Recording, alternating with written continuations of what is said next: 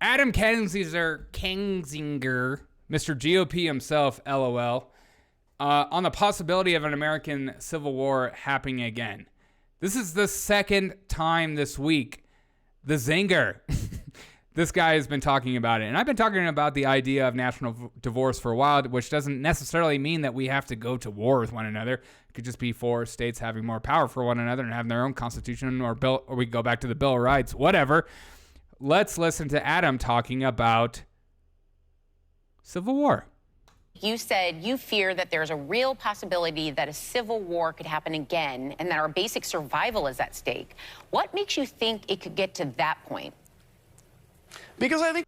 Let me just fill in that blank. We had an entire summer where people were destroying businesses and people were being murdered. Then we had January 6th at the Capitol. We have a bunch of people that think the election was rigged. And then we have a line in the sand where you're pushing for censorship, pushing for the idea to shut voices up instead of having a conversation. As we continue to draw a line and putting people together, these people that are against the mandates, they're being called anti-vax and all this bullcrap. There's constantly misinformation and misjudgment and all this stuff from both sides. And people are more angry, more furious, full of anxiety, more than ever. We can't just have a normal conversation. I can't just disagree with something that you say and then you want to like cut me off of your life. I mean, we had people during Thanksgiving saying, I'm not going to invite my unvaccinated friends or my Trump supporting friends, or if you're a Biden supporter, you're not coming to my house. People are so insane right now. And we have media picking sides as opposed to just doing actual information, doing actual journalism. And here's Adam's thoughts. Ginger Boy is popping off. You bet you butt out.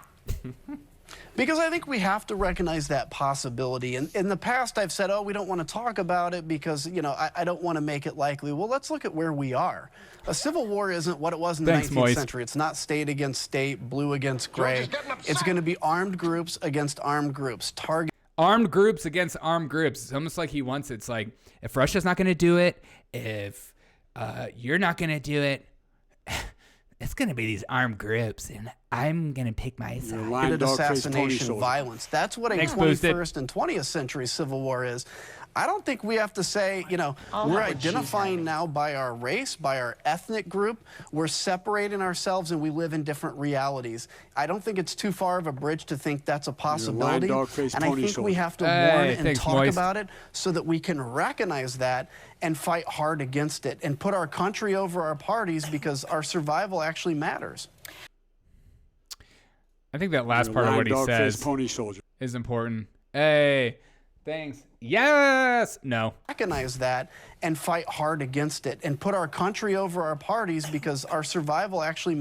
Put our country over our party. Well, if we could all just agree on things like freedom of speech and the Bill of Rights and stuff like that, maybe we could. You said you...